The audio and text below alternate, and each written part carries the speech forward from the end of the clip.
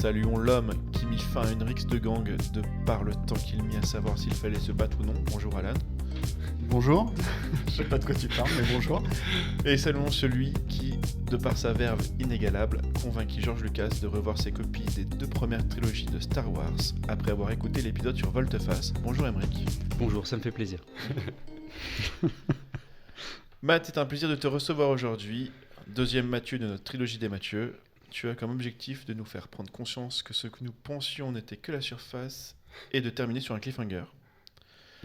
Est-ce que tu peux te présenter par le prisme de ton attrait au cinéma ? Bien sûr.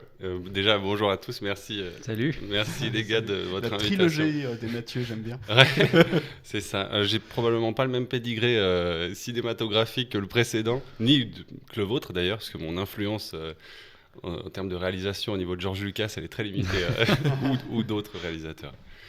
Mais voilà, je suis très content d'être là avec vous.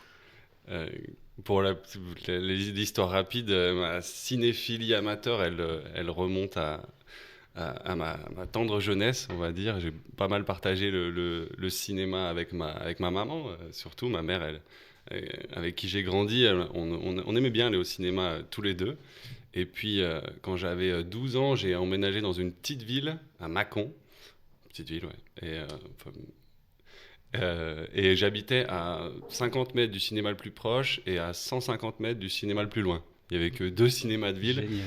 Et le fait d'être aussi bien placé et d'avoir des billets pas chers, quand je les payais d'ailleurs, parce qu'au bout d'un moment, à force d'y aller 2-3 fois par semaine, je commençais à être un peu connu par le gérant des cinés. Donc j'y allais très régulièrement, ouais. Et je crois que c'était ça, juste, je sais pas, la salle noire, l'ambiance musicale, ces images. J'ai toujours aimé ça, ouais. J'ai plus assez de temps maintenant. En tout cas, j'y consacre pas le temps que j'aimerais, parce que sinon, je pense que j'irais tous les jours au cinéma. Ne serait-ce que juste pour voir des images, être transporté dans différents univers. Voilà, c'est la magie du cinéma, c'est ça quoi, pour moi. Je rebondis là-dessus. Donc tu es plutôt pour le cinéma en solo ? Ouais, aussi. J'ai expérimenté à ces âges-là. Maintenant, c'est beaucoup plus partagé. Mais ouais, bien sûr. Je pense que ça peut être une expérience collective comme vraiment une expérience solo. Ouais. Ouais, carrément, moi pareil, j'y allais plutôt seul, et puis j'étais tout le temps dans la salle de ciné, genre toutes les semaines. Il y a une période comme ça, ouais. Mais on parle pas de moi, on parle de Mathieu. Non, on en parle ensemble. Mais c'est intéressant, Ouais. dans son rapport au cinéma, le phénomène du groupe ou du cinéma en solitaire, c'est pas du tout la même expérience. Emmerich, toi, le cinéma en solo, ça t'est déjà arrivé ? Aucun problème. Ouais, mais en fait, un peu comme Matt, quand j'habitais Lille, j'habitais l'hypercentre et j'avais des ciné à moins de 2 minutes de chez moi et il y avait la carte UGC illimitée à l'époque. 29 € par mois, t'allais voir tous les films que tu voulais, quand tu voulais, quoi. On allait le voir dans les mêmes cinés, entre les années 2009 à 2016. Donc ouais, et puis tu sais, quand tu vas à ce rythme-là, c'est pas forcément facile d'avoir des potes dispo pour... surtout quand tu as cette proximité-là avec un cinéma. Moi, c'était sans avoir une carte, en effet, mais je crois que le billet était 4 € ou 4,50 €, donc c'était assez donné, quoi, on va dire. Mais ouais, les expériences solo ou collectives, j'ai l'impression d'avoir partagé des rires et des larmes avec d'autres gens avec qui j'étais allé au cinéma. Et j'ai ce souvenir de Star Wars 3, La Revanche des Sith, où je suis tout seul pour aller le voir ou le revoir, je sais plus, parce que j'y suis allé au moins 2 fois. Et je pleure de cette transformation d'Anakin. Je pense qu'on voit un peu cette scène avec Obi-Wan sur une planète de lave. Et je vois mes larmes et de le vivre avec des gens autour, des inconnus, mais aussi comme ton expérience personnelle, quoi. Ah ouais. Et des échanges après le film avec ces inconnus, ça vous est déjà arrivé ? Non, personnellement, non, ouais. C'est vrai que quand je vais voir un film tout seul, c'est pas forcément... j'ai jamais eu de moment de discussion avec les autres qui étaient dans la salle, je crois pas. Quand je suis allé le voir avec des amis, oui, bien sûr, on en parle après, mais pas là, ouais, non, c'est intéressant. Oui, c'est intéressant cette question. En fait, je me rends compte que en sortant du ciné, quand je suis tout seul et je veux voir un film, en sortant, je suis un peu dans ma bulle encore. Ouais, exactement. Et du coup, j'ai pas l'impression d'être accessible à. Alors, c'est certainement pas moi qui vais aller voir les gens en disant vous avez pensé quoi du film. Enfin, ça me ressemble pas tout simplement, mais j'ai pas l'impression. Ouais, je suis peut-être encore dans le film en sortant et j'ai pas l'impression de donner cette image de viens, on est disponible, on discute du film, quoi. Mais pourtant, sur Allociné, ils font ce micro-trottoir réaction à chaud. Ouais. Et j'aime bien regarder. C'est un truc que j'aime bien voir les gens, ce qu'ils vont dire. Des fois, juste un mot. Et il y en a qui sont tout seuls, qui sortent du film tout seuls. Et il y en a qui sortent à plusieurs. Et c'est vrai que c'est un truc, pourtant, j'aime bien savoir. Réaction à chaud. Les réactions à chaud, je trouve ça super. Ouais, c'est fascinant comme truc. Ah ouais. En plus, c'est pas de la critique, pas du tout constructive, ouais. mais c'est fascinant à écouter ou à regarder. On est encore dans l'émotion et pas dans l'analyse. Ouais, c'est ça. Et c'est peut-être ça en fait qui fonctionne. Je sais pas. Ouais. Ah ouais.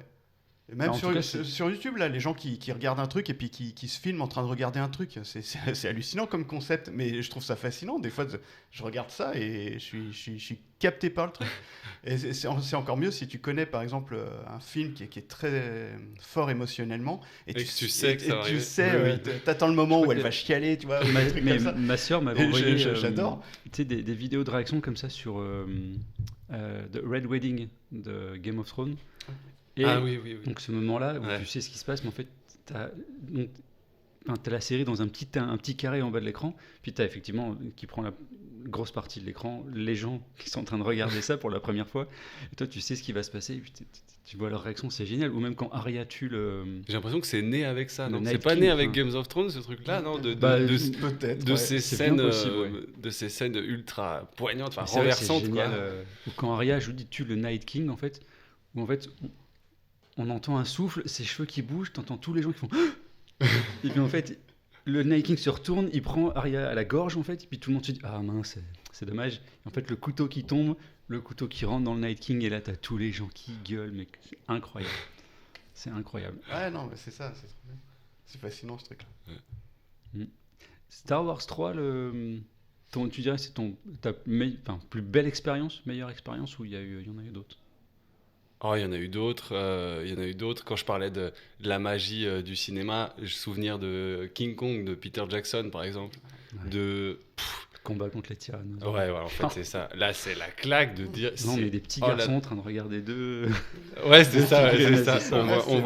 On se revoit jouer avec des figurines, mais là, c'est en taille réelle. Puis voilà, c'est la force du cinéma, c'est ça, c'est que t'es tout petit devant cet écran immense. Surtout quand c'est ce genre de super production. En général, t'as la super grande salle. Et waouh. Là, c'était la claque absolue, quoi. Je trouve, c'était... Et je sais pas comment ça a vieilli d'ailleurs. Pourtant, je l'ai revu il y a quelques années, mais à l'époque, t'as l'impression que c'est bluffant de réalisme. Puis voilà, les images de synthèse, ça évolue assez vite pour peut-être maintenant le regarder avec. On voit que c'est clairement de l'ordinateur. Mais en 2005, c'est incroyable. Je sais pas si tout le monde voit cette bataille-là, je pense. Bien sûr. Ça pour moi, c'était une autre claque, quoi. C'est pas le même genre de claque, quoi. C'est pas une claque émotionnelle aussi, mais c'est plutôt la stupéfait de. On peut faire ça et j'y crois, quoi. Je vois un tyrannosaure se battre avec un gorille géant. Ouais, c'est cool. On pourrait le traiter un jour d'ailleurs dans le film, celui-là. Il y a différents trucs à dire là-dessus. Voilà. Je pense qu'il y a un paquet de fois où cette réflexion est arrivée au micro. Non on pourrait en parler, non ? Tellement. Ouais. Mais bon, ça après, c'est la magie des votes et tout. On verra. Je parlerai pas de magie dans les votes. Je parlerai de manipulation.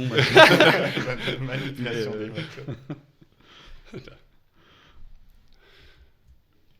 Mais aujourd'hui, on parle... Je sais plus de quel film on parle du coup. Ah ouais, non, je sais plus. On part sur le film Big Fish de Tim Burton. Ouais. C'est toi qui nous l'as proposé. C'est la magie du choix aussi. Voilà, c'est ça. Et tu voulais qu'on l'aborde sous le prisme un peu du fallait-il le faire, donc avoir un petit peu les retours de tout le monde par rapport à notre ressenti, ce qu'on pouvait en dire. Est-ce que toi tu veux commencer déjà ? Pourquoi Big Fish qu'est-ce que tu en sors ? Qu'est-ce que tu en tires ? Est-ce que tu l'as vu seul au cinéma, celui-là déjà ? Je l'ai vu avec ma mère, justement. Okay. Ouais, je pense que j'ai vu avec ma mère au cinéma. Et après, je l'ai vu plusieurs fois. à différentes époques, parce il a 20 ans, ce film. Il commence à, à dater un peu, ouais. Mais pourquoi ce film ? Après avoir discuté de cette invitation potentielle avec vous, je me dis, quel film ? Il y a tellement de films dont on pourrait parler des heures et ça serait passionnant. Et je sais pas, celui-là qui émerge, je pense que c'est, à titre personnel, c'est un film qui a une résonance incroyable pour moi. Pour beaucoup de thématiques qu'il aborde, la thématique principale, mais sous toutes ses formes, je sais pas, le mythe, les contes, après plein de choses dont on peut discuter, je pense. Quand tu dis thématique principale, c'est la relation père-fils. Ouais, okay. Pour moi, la trame, elle est là. L'histoire existe parce que c'est l'histoire d'un père et son fils, quoi. Okay. Donc ça me parle personnellement. Et puis la forme que ça prend avec ces contes, avec cette mythologie, avec ce côté un peu fantastique. Et puis la vérité aussi. La vérité, où elle se trouve, la vérité d'une histoire qu'on raconte ou autre. Là, je fais le teasing de toutes les discussions qu'on peut avoir à l'intérieur de ce film. Carrément. Ça montre que tu as déjà pas mal réfléchi. Ouais. Quelqu'un doit se lancer là, c'est ça ? Voilà, c'est ça. Non, Mathieu, vas-y, lance-toi. Non, mais alors, ouais, je sais pas comment on peut commencer la discussion du fallait-il le faire, mais voilà. Alors, c'est moi qui ai choisi, je vous ai imposé mon choix. Vous avez revu ce film. Qu'est-ce qu'on en dit ? Déjà, la thématique qui touche de base, c'est celle du père. Ouais. Donc, pourquoi ça te touche personnellement ? Entrons direct dans le cœur du sujet. Oui, c'est vrai. Dans le film, c'est pas évident parce que ça parle d'un fils qui a déjà eu un père qui était absent, qui le connaît que via des histoires et qui a un manque clairement de cette figure paternelle. Est-ce que du coup c'est un peu ton cas ? Tu as eu un père absent, c'est pour ça que ça résonne en toi ou c'est encore autre chose ? Ouais, c'est tout à fait ça. Je parlais de partager le cinéma avec ma mère. Je disais ma maman parce que c'est principalement elle qui nous a élevés avec mon frère. J'ai pas beaucoup partagé de choses. Il n'était pas absent, c'est le mot, sans avoir disparu. J'ai pas beaucoup partagé de choses avec mon père et du coup ce défaut de communication, en effet, le fait de pas se comprendre et de pas se connaître dans un sens ou dans l'autre d'ailleurs, ça me parle beaucoup. Ouais. Il y a une phrase au début du film que le fils dit, je pense qu'il ne voyait rien de moi en lui et je ne voyais rien de lui en moi. Tout à fait. Et cette phrase, elle est très tôt dans le film et je pense qu'elle résume très bien cette relation, la relation père-fils à la fois dans le film et puis dans nos vies pour certains d'entre nous. Ouais, ou comme quand ils sont à l'hôpital, le père a eu une attaque, il est un peu dans le coma ou il est allongé, et puis le médecin il arrive et puis il dit je suis content que vous parliez pas, j'aime pas quand les gens parlent à quelqu'un dans leur sommeil et qu'ils peuvent pas entendre. Puis le fils il dit nous on a une facilité, on n'a jamais trop parlé. Voilà, on parle pas de base entre nous, quoi. Donc c'est plus facile. Et ouais, voilà. Donc, la communication et tout. Moi, j'ai eu ça aussi avec mon père. Il y a eu une période où, déjà, mon père est pas très, très loquace. Ouais. Et effectivement, il y a une période, j'ai vécu un petit peu avec lui. Puis après, je suis revenu dans la région en Haute-Savoie. Et là, effectivement, il y a une sorte de coupure. On n'a plus trop discuté pendant plusieurs années, mine de rien. Donc je vois bien aussi ce que je peux ressentir cet aspect-là aussi dans le film. Effectivement, ça peut me toucher pas mal aussi. Mais j'ai repris contact après. Enfin, ouais. Bon, après le temps passe, pardon. Ouais, c'est ça, le temps passe et tout. Puis tu vois les choses différemment. Le film en parle aussi de ça. Ouais. De la manière dont on voit les choses. Différentes années de notre vie. Oui, et surtout quand la paternité arrive aussi. Exactement. En fait. La paternité parce que arrive, le propos, il est en plus là-dessus. Et c'est dit, c'est montré. On voit cette grossesse qui commence pour la femme de William, Marion Cotillard à ce moment-là, et qui il va être père, il le dit d'ailleurs, c'est lui, il va être père, et qu'est-ce qu'il va transmettre à son enfant, qu'est-ce que son père lui a transmis, c'est tout ce questionnement-là. Ça aussi, parce qu'il n'a pas de modèle, en fait, c'est ça. On lui a pas montré. Oui, il a l'impression d'avoir un modèle faussé, parce qu'il, et ça aussi, il lui dit d'ailleurs à son père, et que ça c'est à son chevet, mais dans la chambre, où il va lui dire, je sais rien de toi. Et j'ai l'impression que tu m'as jamais parlé de toi. Et son père lui dit, mais j'ai fait que ça, de te raconter des choses sur moi. Oui, il dit, mais c'est que tu m'as toujours raconté des mensonges. Et mais qui es-tu derrière ça? Enfin, je sais pas qui tu es. Et on pourrait argumenter sur le fait que même de s'être raconté via ces histoires, c'est quand même lui. Bah ouais. C'est lui, c'est sa manière de raconter, tout simplement en fait. C'est pas forcément celle dont le fils aurait voulu. Mais c'est quand même lui. Et c'est exactement ça, c'est l'acceptation de l'autre, là, de son père, comme il est, pas comme il aurait aimé qu'il soit. Probablement. D'ailleurs, en plus, on est tous papa autour de cette table, du coup, je le vois. C'est la première fois que je le revois, ce film, en étant papa. Et j'ai un autre regard aussi, parce que en l'ayant vu plus jeune, j'étais pas forcément du côté du fils. J'ai l'impression qu'il était... surtout qu'il est un peu glorifié, le père, dans cette mythologie. En tout cas, il passe pour le Edward Bloom Junior. Enfin, quand on le voit, Ewan McGregor dans toutes ces péripéties, on a envie de l'aimer, quoi. Je sais pas, il a un sourire, il est très sociable, très serviable. Et finalement, là, je le vois plus comme, mais aussi le père absent qu'il a été, parce que c'est pas un vendeur itinérant, c'est un commercial un peu itinérant comme ça. Bah, il est pas à la maison, quoi.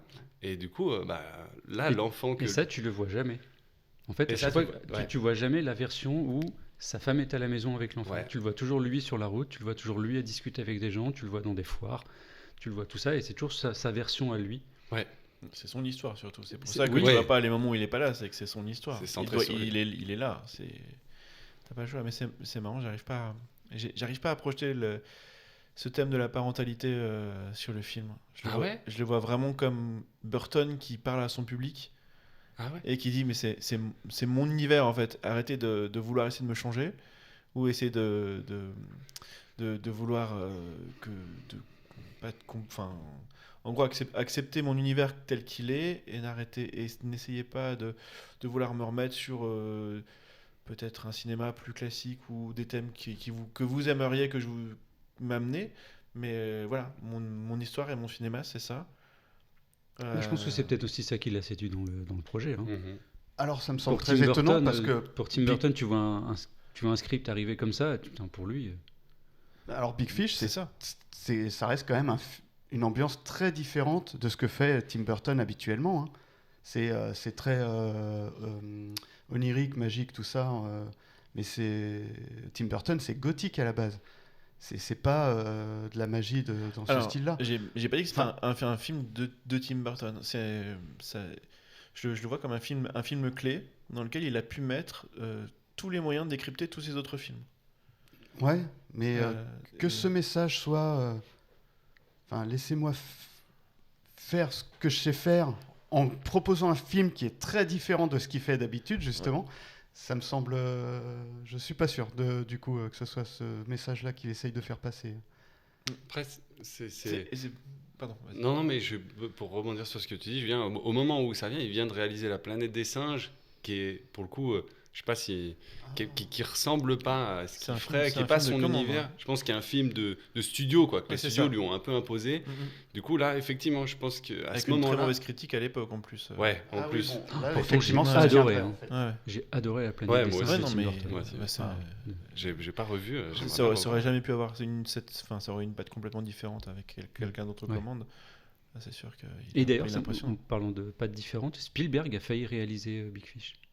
Ouais. Il sortait de Minority Report, si mes souvenirs sont bons. Tout à fait. Si j'ai bien lu. Et en fait, il est parti pour faire avec DiCaprio, Attrape-moi si tu peux. Ouais, d'accord. C'était une très bonne idée. Oui, c'est une très bonne idée. Mais c'est à lui qui avait été proposé le scénario au début. Big Fish par Spielberg, ça doit être... ça aurait fonctionné de ouf, parce qu'il a une relation un peu particulière justement avec son père et tout. J'ai pu lire d'ailleurs comme... pardon. Non, vas-y. J'ai pu lire comme anecdote que effectivement Spielberg avait retoqué le scénario dans l'idée de le réaliser. Finalement, le projet s'est pas fait, donc le scénario a été repris une nouvelle fois par celui qui l'a écrit pour Tim Burton. J'ai son nom quelque part. Mais ils ont gardé notamment la scène de combat pour des raisons de budget, mais la scène de combat en Corée, vous savez, quand Ewan McGregor il est envoyé en Corée, qu'il éteint la lumière, poum poum. Il y a un côté Indiana Jones là-dessus, je sais pas si vous l'avez vu. C'est vrai. Avec C'est vrai, dans cette scène de. C'est fou comme le manque de budget, ça peut donner des super idées. Bah ouais, ça fois, force à parce que là, créativité. ça marche, quoi, c'est drôle, et puis t'as pas besoin d'un super combat. Ouais, j'aurais bien voulu voir moi, ce Big Fish par Spielberg. Ouais. Ça aurait été très différent. Tu vois. Ouais, Là, on a le père et le fils est secondaire. On aurait eu là un film avec un fils qui est principal et un père secondaire. Très juste. Ouais. Probablement que Spielberg l'aurait pris sous un autre regard. Ouais, carrément. Au niveau de des parents, enfin, dans l'histoire même de Tim Burton, on sait s'il. Au niveau de son père et tout, s'il y avait des choses qui allaient pas, je me souviens plus du tout en fait. Je connaissais un peu sa bio, il va bien. Il va. Non, justement, je crois que c'est aussi ça qui fait qu'il s'attache au projet, c'est qu'il vient de perdre ses parents à ce moment-là. De ce que j'ai lu, pour être là avec vous et pas dire n'importe quoi, pas que n'importe quoi, c'est que en effet, quand il réalise ce film, il vient de perdre sa mère et son père, je sais plus dans quel ordre, et il avait une relation, il a quitté le domicile familial assez jeune, 18 ans je crois, puis il a eu une relation un peu conflictuelle avec ses parents, notamment avec son père. Okay. Donc je pense que voilà pourquoi peut-être il l'aborde sous ce prisme-là, avec le père, et lui où est-il là-dedans par contre? Est-ce qu'il est le fils? Est-ce qu'il est le père? Plutôt le fils. Ah non, plutôt le père. Je serais pas forcément d'accord là-dessus. Il y a un plan qui te donne la réponse, qui se passe au début, à la fin de ce moment où tu as les noms qui apparaissent à l'écran. Tu as un plan du père qui pêche, et tu as le réalisé par Tim Burton qui apparaît au-dessus. Mais là, quand il pêche, il est le père jeune. Il est le père jeune. Ouais. Alors là, oui, là je suis d'accord. Le père jeune, mais je le vois. Il n'y a pas un... Ah, je sais pas. Il y a un morph, en fait. Je crois qu'on voit Albert Finney. Oui. On voit Albert Finney, donc Edward Bloom senior. Et la caméra se rapproche, il se tourne, et quand il se retourne, on voit Edward Bloom junior, du coup, Edward Norton. Et donc, du coup, je ne sais pas où apparaît Ewan McGregor. Oui. Je sais pas où apparaît Tim Burton, s'il est sur Albert Finney ou sur le jeune, vraiment vraiment sur ce plan du lac, sur ce plan du moment de la pêche. Ça correspond, ça correspond avec son univers justement à lui. Là, le Tim Burton qu'il est, en tout cas, il l'est dans le Bloom Junior, quoi, pas senior, enfin moins vieillissant avec son fils à son chevet. Ça, tu le vois un peu moins là-dedans, mais c'est vrai, peut-être. Ouais. Après, c'est une scène, enfin c'est un plan très visuel, donc c'est peut-être juste pour son côté visuel qu'il l'a choisi. Comme on sait que Burton vient de l'animation, qu'il adore, enfin c'est des images animées qu'il adore faire dans ses films.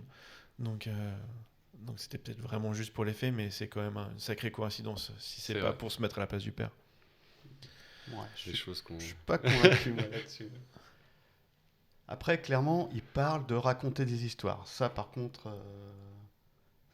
Ouais, le film est complètement là-dessus et tu sais, même la manière de raconter des histoires, la manière de tout le temps de mettre en place une situation, de proposer quelque chose d'étonnant et de rebondir sur ce truc étonnant pour apporter encore un nouveau truc étonnant juste derrière en fait.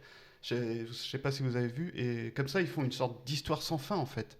Et c'est d'où toute l'histoire du père. Elle est que comme ça en fait. Elle rebondit constamment sur des choses étonnantes. Et du coup, t'arrives à faire une histoire infinie avec juste ce principe d'amener toujours une situation, un petit truc étonnant, et tu rebondis. Conséquence. Et voilà. Et, enfin, bref, ça parle de narration, forcément, beaucoup, ce film. Mais aussi du problème de la vérité sous-jacente et du mensonge qu'il y a derrière, comment être vrai dans ce que tu racontes et tout ça. Là, oui, je pense qu'il raconte tout ça, Burton. Peut-être qu'il remet en question son cinéma et sa manière de raconter à ce moment-là, justement après le problème de la planète des singes. Ça, oui. Plus sur sur son savoir-faire, mais pas pour convaincre le public. Je suis pas persuadé. J'ai pas dit qu'il essayait de convaincre son public. Une remise en question sur lui-même, tu crois ? En tout cas, une exposition de ce qu'il est et comment ça fonctionne. Ouais. Avec en plus, ce parallèle entre l'onirique et le réel est vraiment très important parce qu'il va te montrer comment il l'a utilisé et comment il utilisera ensuite toute son imagerie pour raconter des choses. Des histoires. Ouais. Ça, c'est très juste. C'est un raconteur d'histoire. C'est un raconteur d'histoire. Mais toi, là, tous les éléments, par exemple, le truc basique, les rayures, les personnages qui sont rayés, tu vas en trouver dans tous ces films. Là, il te montre concrètement, mes personnages rayés, ce sont des clowns. C'est plus raconté, c'est plus dans l'histoire, c'est qu'elle est là, il y a la clé, elle est là. Et en fait, maintenant tu vas regarder ces autres films, que tu vas tomber sur des personnages portant des rayures, tu vas tomber sur des clowns. Effectivement, c'est son imagerie du clown. Elle est comme ça. Il te l'a expliqué dans Big Fish. Tu peux comprendre dans le reste de sa filmo. Et autant jusque-là, il avait utilisé toute son imagerie pour créer des univers qui détonnaient, en tout cas qui étaient surprenants, qui n'étaient pas habituels dans l'univers du cinéma. Autant après, il n'apportera plus grand-chose de plus. Son univers, il existe, il est là. Maintenant, on a les clés et il va faire avec, sans vraiment apporter du neuf. Donc je trouve que c'est un film de transition qui est... tu dis, pardon, à partir de ce film-là. À partir de ce film-là.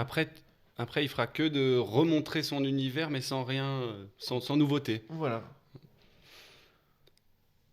En même temps, c'est vrai que sur chacun des petits contes qu'il raconte, il y a tellement d'idées et on pourrait le développer beaucoup plus loin. La relation qu'il a avec le géant, la partie de la guerre de Corée, c'est très succinct, alors que et surtout l'intervention de Bloom là-dedans. C'est vrai que chaque petite histoire pourrait faire un film à part entière. Ouais, clairement. Ouais, bien sûr. Et du coup, peut-être qu'il montre un peu plein de petites facettes, plein de petits bouts d'histoire. Après, ouais. Ça veut dire qu'il a plus d'histoires à raconter après, tu dirais ? Ah non, mais comme tu disais, c'est des histoires infinies, donc tu peux, à partir d'un bout de détail, mais plus d'histoires originales, en tout cas. Non, l'histoire, elles peuvent être originales. Par contre, la façon de le raconter, avec les mots, enfin plutôt les effets, les clés, les couleurs... à ce moment-là, en fait, la manière de faire est posée. Le cadrage, enfin voilà. Ouais. Tout ça, voilà, c'est là. Il n'y aura plus l'innovation ou la nouveauté qu'on pouvait avoir avant. Et c'était un moyen de le dire aussi, de dire voilà, ça c'est, parce que il a dans sa carrière souvent lui a été reproché le fait de pas partir assez dans du Tim Burton, en fait, que les fans se sont fait un univers gothique Tim Burton dans leur tête, et quand les films correspondaient pas à cet univers-là, il y a une déception. Ouais. Après, faut voir aussi l'impact. Tu sais, quand il sort Batman. Clair, tout à fait. La barre est tellement haute dès le début, même Sleepy Hollow après quoi. Edouard d'Argent, Beetlejuice, des trucs comme ça, effectivement, la barre est très haute dès le départ. Visuellement, ces films gothiques ont été super marquants, pour tout le monde quoi. Mais c'est ce qui fait qu'après, tu vois, on le caractérise à cet univers-là, mais qui sont des films plus anciens que ce qu'il a fait plus récemment. Tu vois, je sais pas, Dumbo par exemple, je l'ai pas vu, mais le fait qu'il réalise ça, Alice au pays des merveilles, ça serait plus, ça correspondrait plus à cet univers-là peut-être. Mais je sais pas, j'ai l'impression qu'il a fait des choses. Même s'il a clairement un univers, il a quand même il a quand même réalisé des films, peut-être. Des fois un peu forcés par certains studios ou quoi, mais qui correspondent pas complètement à son univers. Tu vois, je dirais qui peuvent sortir de cet univers gothique qu'on lui prête. En vrai, Dumbo, ça fait partie de son univers, clairement. C'est pas oui, c'est le cirque aussi. À la base, il a commencé en animateur chez Disney. Oui, t'as raison. Oui, tout à fait. Mais justement, il n'est pas resté parce que c'était trop mignon, Disney. Ouais. Bon, du coup, il y est revenu. Donc, Dumbo pose un peu souci. Mais Dumbo, c'est quand même une histoire un peu particulière dans le monde du cirque et tout, ça colle à l'univers de Burton. Moi, je trouve qu'il n'y a pas de souci là-dessus. Il n'en fait pas autant que ce qu'il pourrait faire. Quoi. Mais je trouve ça bien, moi. Big Fish, je le trouve dans la retenue, et pourtant, il y a tout ce qu'il faut pour faire un... Alors, effectivement, il n'y a pas la forêt sombre avec... Si, elle y est un peu, oui, mais elle y est... Non, attendez, j'ai pas fini. Elle y est 30 secondes. il perd une clé qu'on va retrouver plus tard. Mais je veux dire, il n'y a pas ce côté sombre, gothique. C'est pas un de ces personnages. Là, pour le coup, c'est juste pour te montrer Méphorée à quoi elles servent. Oui, elles sont là pour montrer le côté torturé. Pour moi, encore une fois, Tim Burton voit arriver ce script, il voit un géant, il voit des clowns, il voit des siamoises avec 2 troncs mais que 2 jambes. Alors, c'est que des personnages, des freaks, quoi, des plus gros que la vie, en fait, le géant. Et à côté de ça, même qu'est-ce que tu veux dire? Junior Bloom. Bloom. Ewan McGregor. Ewan McGregor. Bon sang, pourquoi c'est parti d'un coup? Même lui, il est plus grand que. Enfin, je veux dire, il est plus vrai que nature en fait. Il a le sourire. Il a ce côté presque un peu presque arrogant en se disant ok, j'ai vu comment j'allais mourir. Donc moi, le géant, il me fait pas peur. Rien ne me fera peur en fait. Et je sais pas, j'ai repensé à... Vous voyez cet épisode de Rick and Morty? Alors, saison 6, c'est sûr, mais peut-être épisode 3 ou 5, avec les Fortune Cookies. Oui. J'ai pas vu les dernières saisons. En fait, il y a un espèce... Je te la fais courte, hein, vraiment. Ouais. Il y a une espèce d'alien, un être qui vient d'une autre dimension, qui pond des prophéties. Okay. Et en fait, elles sont a priori justes. Ouais. Et en fait, ils sont donc la famille Smith est dans un restaurant japonais en fait, et Jerry ouvre un fortune cookie et il a dit vous allez coucher avec votre mère. Ouais. Et donc voilà, Rick and Morty. Pardon. Et en fait, donc il y a toute une espèce d'enquête pour retrouver l'usine et en fait, il se trouve que le mec qui est en charge de la bête, en fait, il fait passer des messages comme ça juste pour que quelqu'un se dise ok, venez me chercher, venez me délivrer. En fait, c'est des messages, c'est des bouteilles à la mer en gros, tu vois. Okay. Sauf que ces prophéties, elles sont vraies. Donc tout l'épisode, Jerry se demande, mais c'est pas... Et donc comme par hasard, la mère de Jerry vient leur rendre visite à ce moment-là. Donc lui, il panique à l'idée que cette prophétie soit vraie et qu'il se retrouve à coucher avec sa mère.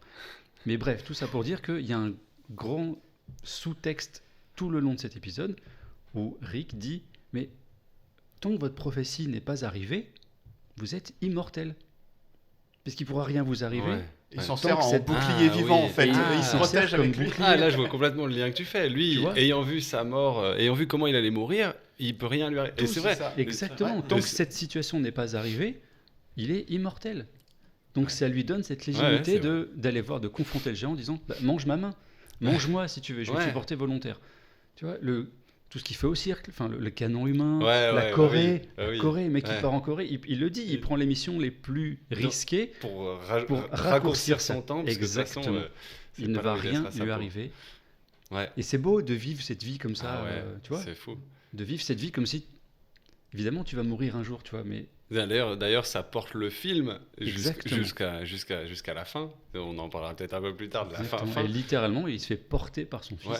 Dans cette histoire qu'enfin le fils ouvre un peu son cœur en disant ok, qu'est-ce qu'il y a de mal à raconter une histoire? Ce que tu es en train de dire, c'est qu'en fait il a été inconscient toute sa vie, parce que cette histoire de voir sa mort, c'est une histoire, donc tout ce qu'il a fait alors c'est là où on va diverger, parce que toi tu dis inconscient et moi je dirais au contraire conscient qu'il meurt un jour et que du coup tout ce qu'il va faire avant c'est profiter de la vie en fait. Inconscient dans le sens un peu fou. J'entends bien.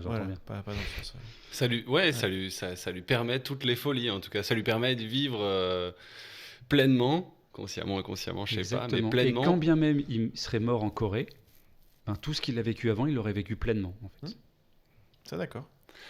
C'est là où où est la vérité là-dedans, quoi. Ouais. Et d'ailleurs, c'est ce que je trouve magnifique. C'est ce qui m'a fait m'attacher au film. Tu vois, on parlait de l'attachement personnel. Alors, la place du père et la relation au père, c'est principal.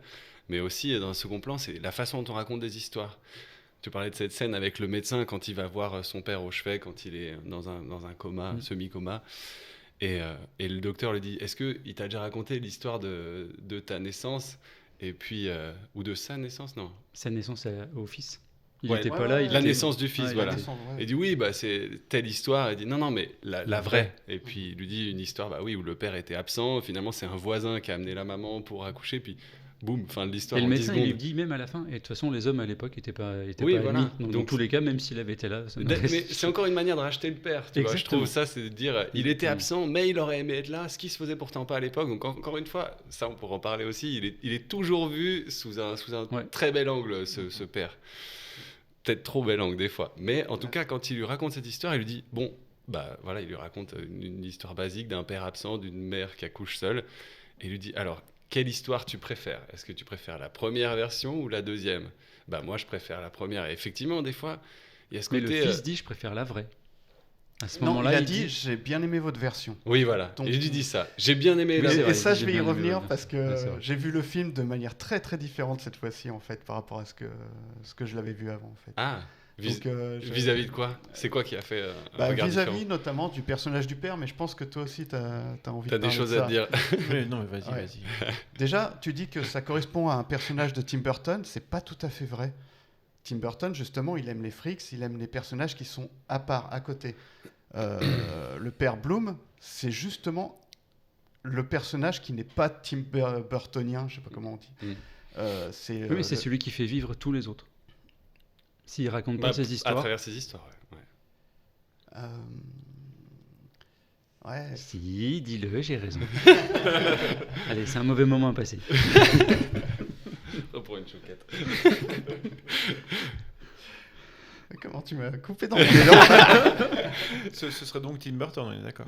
Bah, Non, du coup, voilà, si, non. mais Et là, on en revient à la deuxième. on ne peut deuxième pas, fois. on peut pas Il donner, avait raison aussi. on ne peut pas donner tort à Julien là-dessus. Si celui qui raconte une histoire, c'est Tim Burton, celui qui raconte une histoire dans le film de Tim Burton, c'est le père. Ouais. Non. Il y a, Ah, il y a- vous il y a un m'embrouillez. petit- il y a un petit flottement là, il faut Ouais. faut qu'Alain reprenne ses esprits. En fait, vous prenez. Est-ce que je viens de le mettre KO? C'est un, beau- C'est un uppercut. En tout cas, c'est un C'est ça. uppercut. Ouais. C'est un uppercut. Il a la mâchoire un peu décalée là. Vous prenez Édouard aux mains d'argent. On a deux mondes. Ouais, il botte en touche. Transition. Non, il Quand utilise un c'est fini, autre film Alain, pour quand appuyer tu son sais plus propos, quoi pour dire, essayer de parle de Rick et récupérer Morty. son propos. Ah non, j'allais sur Rick et Morty, j'avais un objectif bien précis. Mais on va voir. Laissons-le aller où il veut aller. Vas-y, on t'écoute. Alors, Edouard aux mains d'argent. Ouais, non, il y a deux mondes qui se confondent dans Édouard aux mains d'argent. T'as la banlieue qui est toute Ouais. belle, toute rose, etc. petit clin mais d'œil qui dans est, le qui est Big très Fish, dans les Bill apparences au Spectre. final. Ouais. Tout à fait. Et t'as ce personnage qui a plus de mains, qui a des ciseaux à la place des mains, qui est très gothique, qui est très noir. Une sorte de tout ça. Frankenstein. Ouais, sorte de Frankenstein qui est symbolisé plutôt par le noir et blanc, etc. C'est deux mondes qui s'affrontent, noir et blanc et couleur, etc. Et tu as plus de vérité. Le vrai humain dans l'histoire, c'est celui qui ne devrait pas l'être, c'est la créature de Frankenstein. Et tous ceux qui sont dans la banlieue, qui sont les humains, qui ont une belle image colorée, etc., au final, c'est un peu eux les monstres. Dans Big Fish, c'est pareil. Il met en avant un des monstres. D'habitude, il met en avant un des humains, enfin de Tim Burton, les humains étant les monstres, du coup. Je sais pas si vous me suivez. Tout à fait. Ouais. Jusque-là. Là, dans Big Fish, c'est l'inverse. Le personnage principal de ce père-là, c'est un des personnages monstres dans les films de Tim Burton. En fait, c'est un vendeur. Effectivement, il est très sociable et tout. Il a une belle image. Il se raconte une belle histoire. Mais au final, c'est pas quelqu'un de bien. Ça a été un père absent. Il a trompé sa femme. Il a tué Pas des gens trompé sa à la femme. Ouais, guerre. il- Il s'est fait passer pour mort. Il a pris des risques, etc. Sa femme, elle a été triste pendant je sais pas combien de temps, etc. Il raconte une belle histoire, mais c'est pas quelqu'un de bien, en fait. Ah, je suis C'est tout caché Pas par. d'accord. On est sûr qu'il trompe sa femme? Bah, On justement. ne sait pas. Ouais. Dans son histoire, dans ce qu'il raconte. Pas non. avec Jenny en tout Dans cas. ce- Et puis, Dans Non, son on histoire sait à pas. elle Ouais. non plus. Hein. Bah, Dans son histoire Elle à donne elle. pas non la plus. vraie elle, réponse. elle montre en tout cas que le moment où ça aurait pu se passer, quand il finit de réparer sa maison, à ce moment-là, il lui dit non. Mais effectivement, ça fait partie de ce côté un peu. Il Oui. est tellement bien raconté, il est tellement effectivement sociable, souriant, aidant, présent, même si on voit qu'il a des lacunes en tant que père, mais on les voit que à travers les yeux de son fils, pas dans les histoires qu'il raconte ou très peu. Et du coup, tu sais pas, est-ce que j'ai l'impression qu'il a envie qu'on l'aime quand même, tu vois. Il a envie qu'on l'apprécie. Le père. Ouais. Bah clairement. Ouais, bien sûr. Oui, mais de là, Mais c'est quelqu'un tout qui- texte de Et l'amour, c'est là où je dis, qui est apprécié, Tout à l'heure. mais qui est apprécié, tu vois, c'est un bon commercial. Il est apprécié en tant que vendeur. Le Oui, mais- vendeur a la belle parole, il va réussir à Alan, convaincre des gens. Alan, de là, on fait le vilain de l'histoire. Ah bah si, clairement. Ah C'est ouais. de l'histoire. Ah non. j'ai l'impression Ah, qu'au si. contraire, Je et c'est m'insurge. là où j'ai l'impression que là aussi les rôles se confondent, puisque je suis d'accord avec toi, Julien, que le Edward Bloom Jr., ça serait Tim Burton, ça serait lui, donc le père, mais quand il raconte des histoires, ça serait lui. Mais par contre, c'est ce que tu disais ou je me trompe?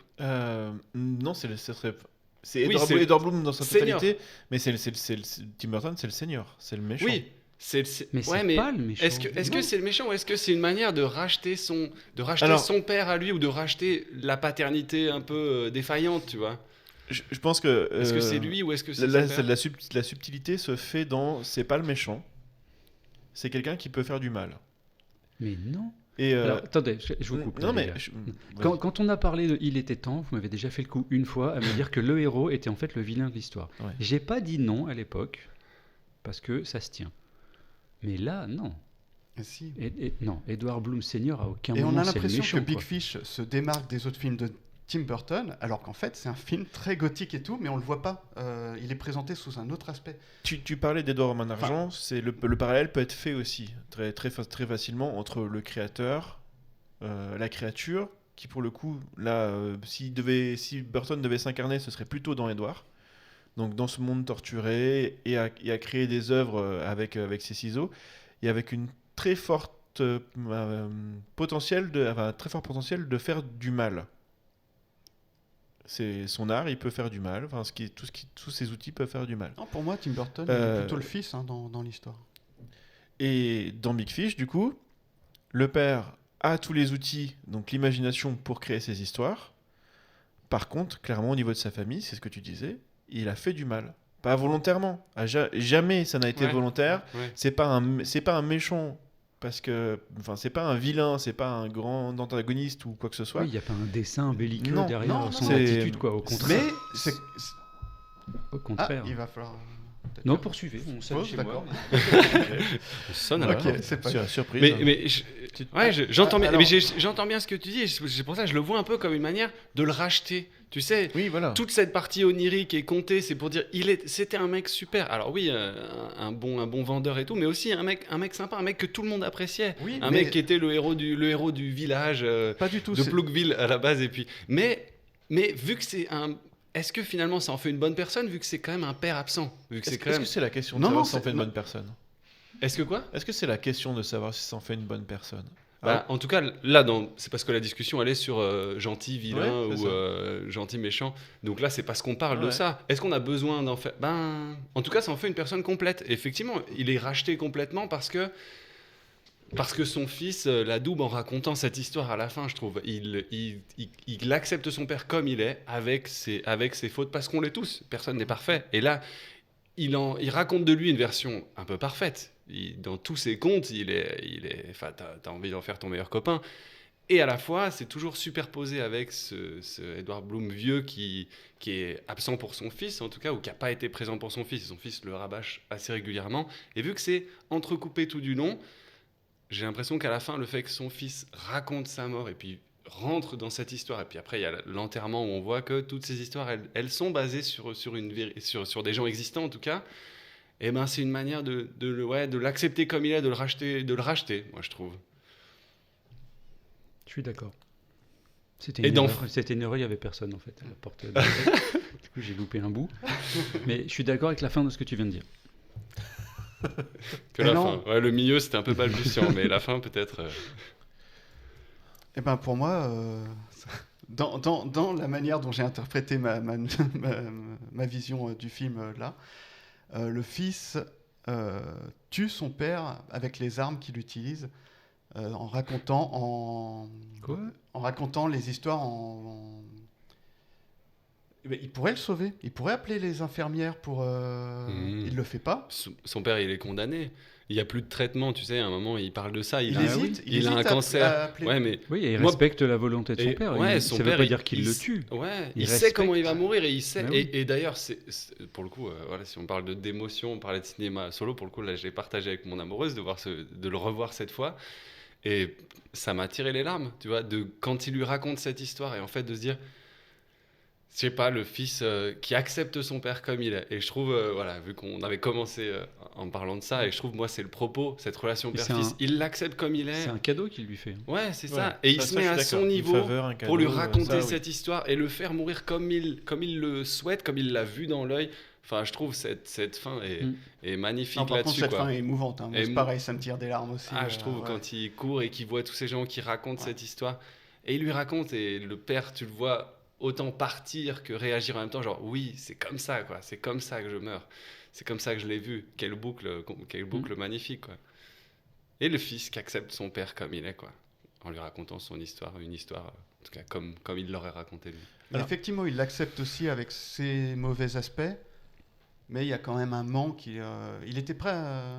C'est le père finalement qui accepte pas peut-être ses mauvais aspects. Je sais pas. Moi, je sens que aussi. Ouais. Tu dis qu'il accepte comme il est. Je suis pas d'accord. Il lui fait une faveur. C'est juste que le film ne montre pas ce qu'il y a plus loin. Oui. Le fils découvre les personnages réels qui ont construit la vie de son père pendant l'enterrement. À l'enterrement, ouais. Ça, on est d'accord. Si, on voit ce qu'il y a plus loin. Excuse-moi. Oui. Parce qu'en fait, du coup, après, il a un fils. Il a un fils. Et il dit. Le mélange des deux, enfin il y a le mélange des deux en fait. On voit qu'il a raconté à son fils des histoires sur son père. Ouais. Et du coup, il a continué de faire vivre son père à travers ses histoires. C'est la dernière blague de mon père, c'est sa dernière force, c'est que toutes ces histoires le rendent immortel. Mais bien sûr. Mais pas la vraie version qu'il était, mais sa version imagée justement. Ouais, mais pourquoi pas, tu vois ? Pourquoi pas ? Ouais. Comment tu préfères te souvenir de lui ? Pour moi, ça se finit pas. C'est exactement ça. Comment tu veux te souvenir de ton père en fait. C'est vrai. Est-ce que tu pars du principe que ça a été un menteur toute sa vie ? Ou est-ce que tu pars du principe que ça a été quelqu'un haut en couleur qui ne savait pas faire autrement que de raconter des histoires mais c'est plus son père du coup. C'est un personnage de fiction. Il raconte des histoires sur un personnage de fiction. Inspiré de faits réels, si tu veux. Ouais, mais c'est ça. Voilà. Pour revenir un tout petit peu en arrière, il a fait plus de mal. Il n'a pas fait que du mal à sa famille. Il a fait du mal aussi au gars avec qui il était un peu rival quand il était jeune, et il lui passait devant tout le temps là. Ouais. Et il a même tué parce que c'est en lui piquant sa copine que le mec a fait. Non, il est sur les il avait une défaillance. C'est-à-dire qu'il avait une défaillance. C'est parce qu'il lui a. Non, il est sur les toilettes. Il s'est fait péter la gueule. Lui, il a rien demandé, tu vois. C'est vrai. Mais il explique bien que c'est cet instant où il a fait cet excès d'effort, du coup, lui a créé la. Mais l'excès d'effort, c'est parce qu'il est aux toilettes avec Playboy. Mais il lui pique sa copine quand même. Mais tout le monde se fait piquer sa copine au bout d'un moment. À quel moment c'est la sienne ? Je suis d'accord qu'il l'a peut-être plongé dans une dépression profonde, qu'il a fait prendre des médicaments et qu'il lui a fait qu'il l'a tué. Déjà, il l'a fait fumer en fait. Voire un suicide.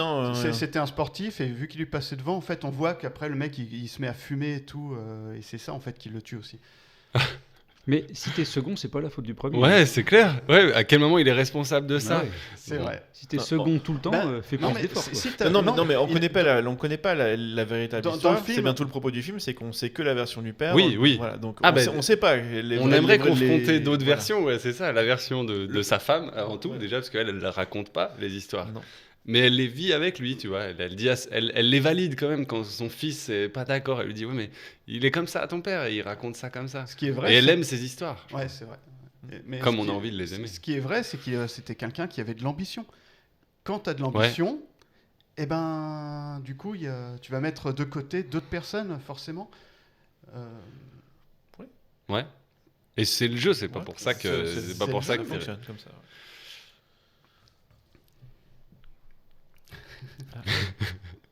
Je reviens pas que vous pensiez que c'est le méchant. C'est moi qui ai lancé ça. Oui, pardon. C'est pas un méchant, c'est un humain. C'est un humain qui est capable de faire du mal comme il a fait du bien. Enfin, il a les deux facettes. Et à la fois, c'est là, je trouve. Et le film a deux facettes. Et on revient à nouveau sur la vision qu'ont les enfants de leurs parents, où tu sais, tes parents, je pense, tu les vois sur un piédestal quand t'es enfant.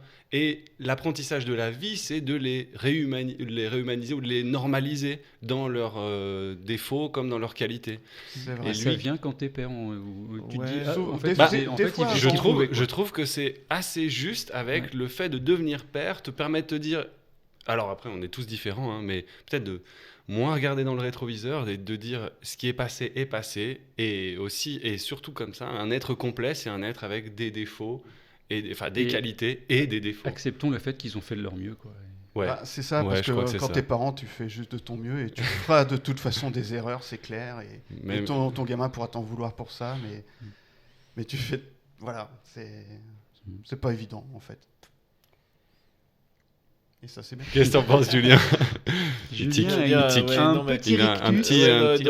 Dans cette situation, c'est pas il a fait de son mieux, il a fait comme il voulait. Ouais, il a quand même vécu pour lui.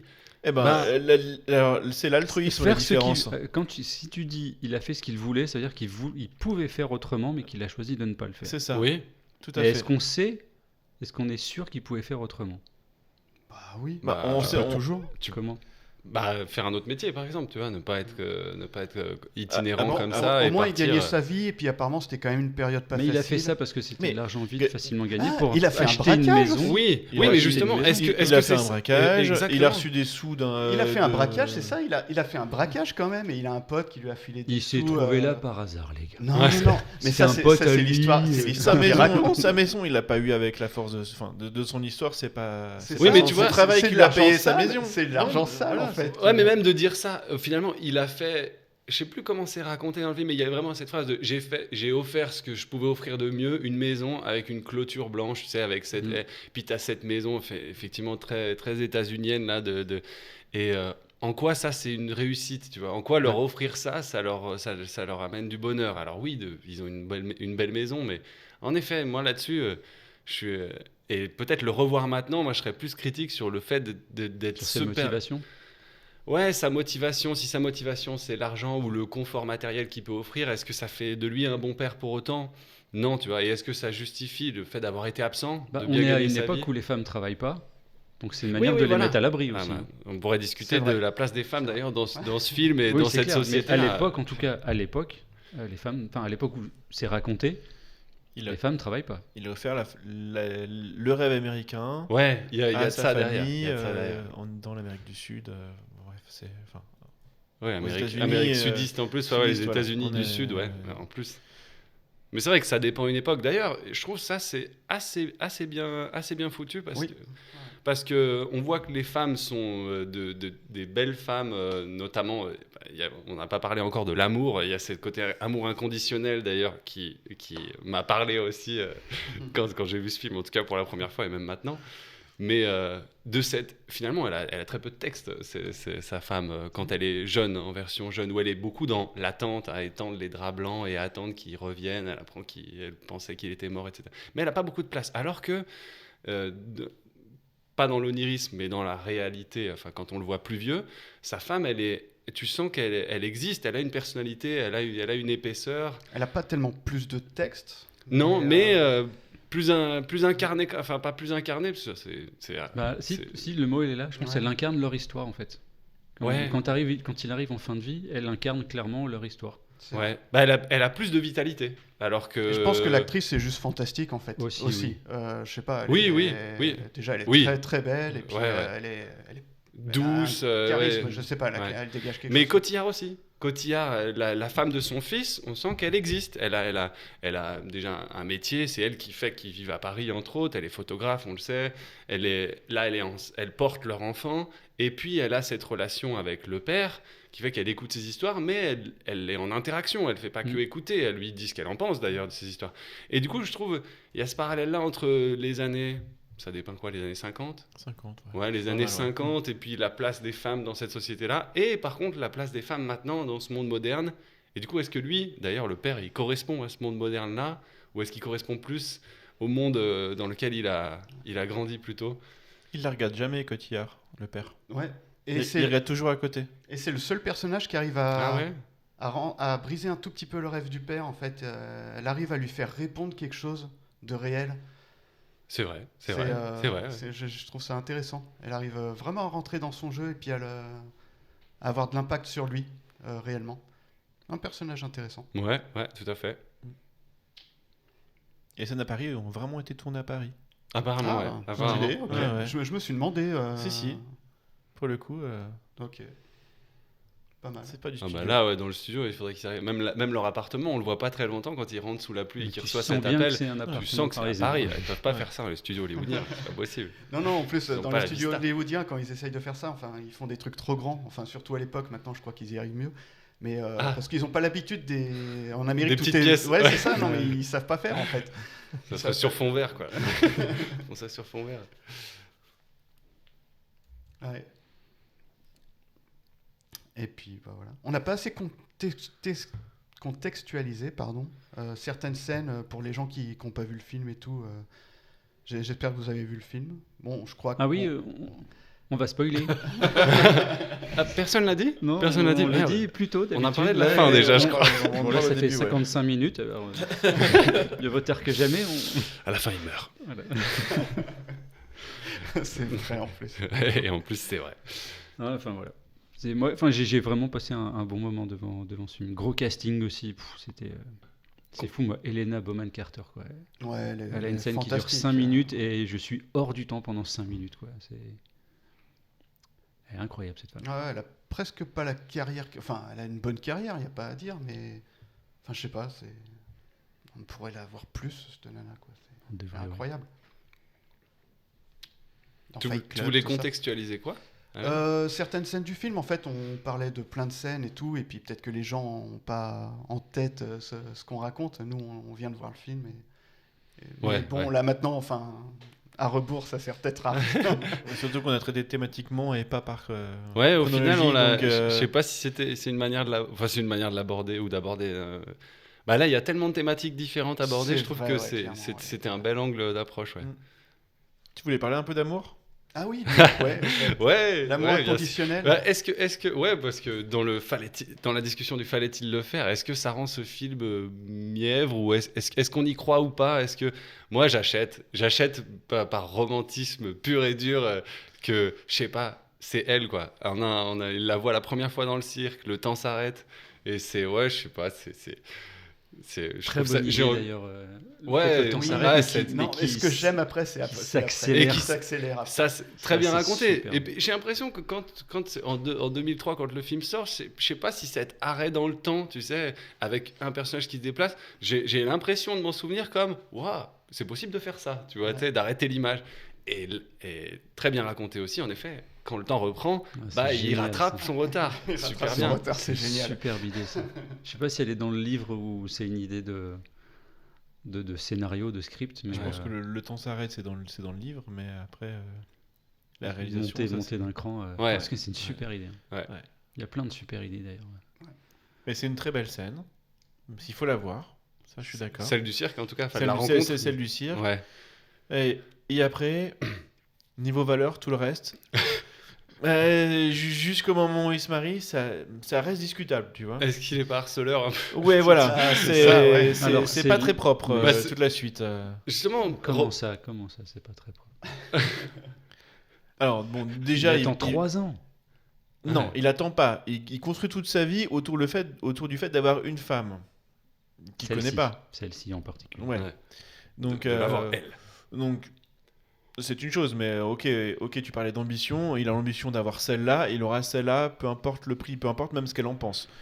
Donc, quand il a les infos qu'il a obtenues d'une façon un peu illégitime, il va la retrouver. Il va se retrouver face à un refus. Il va se dire, on me dit pas non. Il va insister. C'est sa version édulcorée. On ne sait pas comment la version réelle a pu se passer. Il dit pas ça comme ça, c'est plus subtil que ça. Et c'est plus même presque sournois que ça, en fait. Il dit pas « je ne dis pas non ». Il dit « un idiot serait reparti ». Ouais, ce serait arrêté là. Seul un idiot serait arrêté là. Mais non, attends. Non, il dit l'inverse. Seul un idiot aurait continué. Seul un idiot aurait continué. Se serait acharné, Exactement. J'ai toujours été un idiot. J'ai toujours été un idiot. Et du coup, il y retourne. Ouais, c'est ce que. Et c'est sa manière de raconter les histoires. Pardon. Non, vas-y. Et en fait, c'est toujours pour édulcorer quelque chose, en fait. Tu vois, et jamais il aurait dit froidement, un nom ne m'intéresse pas, en fait. Et tu vois, je m'en fous de son nom. Il le dit pas comme ça. Moi, parce qu'il peut pas lire. Ben là, on tombe limite dans le pénal, tu vois. Ouais, mais à quel moment elle dit, parce qu'elle est touchée par ces attentions-là. Tu vois que tu parlais d'ambition tout à l'heure là, et je trouve que c'est cette même ambition qui le porte dans ses aventures et en amour aussi. Il a la même ambition de conquérir la femme que lui a choisie. Oui. Alors, et la métaphore du film, c'est le poisson, c'est le gros poisson de la mare qu'il a fini par réussir à attraper avec une alliance. Ouais. Du coup, il parle de la femme. Donc, ouais. Il a chassé quelque chose et puis il l'a eu, tu vois. Est-ce que l'amour, c'est de la chasse? C'est une en tout cas, moi, demain, j'ouvre ma fenêtre et je vois un champ de coquelicots en dessous, ça me touche. Ouais, en fait, c'est ça. Tu peux être des deux côtés. Soit dire, le mec, c'est un pervers narcissique ou qu'est-ce qui me court après? Tu t'ouvres la fenêtre, tu fais, oulala, on ferme tout de suite, il faut que je déménage, il m'oublie. Ou alors dire, quelle attention délicieuse, tu vois. Sur moi, ça marche. Ouais, sur moi aussi, ça marche. Après, sur moi aussi, ça marche. Non, moi, je prends. Je vois plus le côté romantique que le côté glauque, tu vois. Non, mais bien sûr, tu vois, l'amour, ça se construit, et puis comment dire, ce sont des effets de drague. J'ai perdu le nom, mais ce serait l'équivalent d'une parade nuptiale. Bien sûr. On est vraiment là-dedans. C'est vrai. Vous avez des animaux. Donc, est-ce qu'il effectivement, se dire qu'il faut plus le faire parce que je vois pas comment le construire autrement, mais c'est peut-être un défaut aussi de dire je suis assez d'accord avec vous, c'est romantique et tout ça, c'est génial, ça me toucherait aussi. Mais est-ce que c'est vraiment aujourd'hui avec les questionnements qu'on va avoir, est-ce que c'est toujours la bonne façon de faire ou quelle serait une façon de faire qui implique plutôt les deux parties, plutôt qu'un seul très insistant. Tu vois. Après, comment il a vieilli ce film dans la société dans laquelle on est maintenant, avec, là, si on parlait du rôle, de la place des femmes, du rapport aux hommes et aux femmes, effectivement, il n'a pas très bien vieilli. Je dirais l'inverse, il a bien vieilli, puisque de toute façon, il parle déjà d'une époque, même au moment où il sort. Mais du coup, il faut le remettre dans ce contexte-là, parce que je pense que, tout comme cette conquête amoureuse, tu vois, il faut la remettre dans les années 50. C'était le summum du romantisme des années 50. Ouais, oui, voilà. Mais au mariage du fils, le père raconte pour la énième fois ce qu'il a le don d'exaspérer le fils, mais il raconte pour la énième fois comment il a rencontré, conquis ce qui s'est passé le jour de sa naissance, en fait. Et en fait, il disait que il dit un truc du genre, ça m'a fait bizarre aussi cette phrase, mais en fait, il regarde sa femme et il dit, en fait, la morale de l'histoire, c'est que si vous voulez attraper une femme inatteignable, c'est avec une bague. Et rien que ça, si tu l'as pas dans le contexte de l'époque, effectivement, ça fait bizarre. Aujourd'hui, ce genre de discours passerait plus, en fait. Mais je pense que tu es obligé de regarder ce film avec... en essayant de te projeter dans son contexte temporel. Absolument, ouais. Dans son époque. C'est sûr. Faut réagir, les gars, parce que regardez tous les. Je me dis même, tu sais, on parlait des 3 années où il obtient. Elle aime les jonquilles et il a les jonquilles. Il sait 36 choses sur elle. Si c'est bon. Ouais, mais bref. Mais si c'est bon, je sais où est-ce qu'on pouvait en venir. C'est parce que tu parlais de l'amour comme quelque chose qui t'avait touché ou même parlé de cette. C'est celle-là, quoi. Tu vois. Et là, on n'est plus dans les années 50. Et comme si sa façon de faire te disait c'est vraiment magique. Le côté romantisme et le côté tomber amoureux d'une femme et c'est elle pour la vie. Ouais, tu sais, un peu... ça peut toucher quand même. Il y a un côté, j'ai envie d'y croire, même si je sais pas ce que j'en pense de l'amour inconditionnel, de l'amour de la seule et l'unique de She's the One. Tu vois, je sais. C'est vrai que ça se perd aussi. Ça se perd un peu peut-être, mais j'ai envie d'y croire. Tu sais, j'ai envie d'y croire qu'il l'aime au premier regard et du coup il se donne les moyens. Donc on s'arrête sur la scène qui arrête le temps. Ok. Et finalement, ça d'accord. Elle y trouve son compte. Elle avait besoin sûrement de quelqu'un qui lui apporte de la sécurité, des choses comme ça. Elle a une maison, il s'occupe d'elle, et finalement, elle l'aime aussi pour ça. Elle, ça va, finalement. Elle a accepté le truc, au final. Consentement Consentement ou pas Oui. Après, Elle aurait pas, ça veut pas dire qu'elle aurait pas eu en restant avec son fiancé de l'époque, quoi. ouais, peut-être. Après, tu sais, il y a ce côté. Déjà, lui, il est dépeint. Effectivement, à chaque fois, c'est toujours l'éternel second, voire même le gros loser qui finit par mourir d'une crise cardiaque avec son Playboy sur les chiottes. Mais il y a, même là, quand il arrive, tu sais, qu'est-ce que tu fais là, Bloom? C'est ma nana, la mienne. Et tu sais, la réponse qu'il a, c'est je savais pas qu'elle appartenait à quelqu'un. Bon, lui, il est quand même là pour la conquérir, Ouais, mais ça. encore une fois, il C'est a un le bon bon vendeur. rôle de. C'est C'est un bon vendeur, c'est ça. Il a le bon rôle de à quel moment elle appartient à quelqu'un, mais moi, je viens quand même la prendre. Mais, Alors là, techniquement, si, vu qu'ils sont fiancés et que c'est un signe quand même d'appartenance, la bague. Ouh, Ouh, là. appartenance. Terrain glissant. En tout cas, ça va vachement contredire Je son suis pas histoire pour le mariage, principale hein, de. on est on fin attrape une femme avec une 2023. bague, quoi. Ah bah Oui. oui, mais excuse-moi, mais toute la symbolique. De Là, la ça n'a bague, pas marché l'anneau pour et l'autre. tout. Mais pour lui, oui. Lui, Pour il y arrive. Il l'a ouais. eu avec sa Ouais, bague, c'est- mais l'autre, il l'avait eu avec sa bague, et puis en fait, Il l'a perdu. il a pas tenu la ligne comme il faut, quoi. C'est. Voilà. Voilà. Et pour vous, est-ce que du coup, ça fait vraiment partie de la filmographie de Tim Burton? Est-ce que ça se démarque, comme ça a souvent été décrié? On en a déjà un tout petit peu parlé, mais on peut revenir là-dessus. Au niveau de ce film-là, dans la filmographie de Tim Burton, vous en pensez quoi? Alors, moi, je pense que c'est un des films où on voit plus le jour. Oui, déjà. Non, mais c'est un des C'est plus vrai. lumineux parce qu'il y a beaucoup de choses qui se passent la journée, en vrai, alors que ceux d'avant, j'ai pas l'impression. Et c'est nimbé dans une sorte de De halo. Même De le halo, grain. de- Mais ouais, il y a comme un de- grain dans ce ouais, qu'il ouais, raconte. une sorte de donc- petit flair là Pour de répondre halo, à ta ouais, de question, halo. je dirais que non, parce que visuellement, il se démarque effectivement des autres. Après, moi, dans la galerie de personnages, oui, ça Ouais, ça me la choque galerie pas de du tout que ce soit personnages, un Tim Burton, effectivement. quoi. Tu retrouves vraiment tous Mm. les trucs qu'il fait, carrément. Mathieu. Ouais, je crois que Julien avait dit quelque chose qui. Enfin, tu veux pas intervenir avant moi, Julien? Je sais pas si tu vas revenir sur ce que tu as dit, parce que j'arriverai pas à le. Si, je reviendrai dessus, bien sûr. Ouais, mais- Mais, tu veux. Ouais, tu bah, veux- vas-y, je te laisse la parole. Bon, alors. Je Donc, sais. est-ce que ça peut faire partie de sa filmographie? Je pense que c'est même sa pierre angulaire. Ouais. C'est le film qui, compris, permet de comprendre tous les autres. Enfin, en tout cas, tout son fonctionnement sur les autres. Ah oui, c'est vrai, t'avais. Donc, clairement, ouais, c'est son lexique. Voilà, donc oui, ça en fait plus que partie. Elle n'est pas intégrée à sa filmo. Elle est au-dessus. Ce serait son Silmarillion, quoi. Ok, carrément.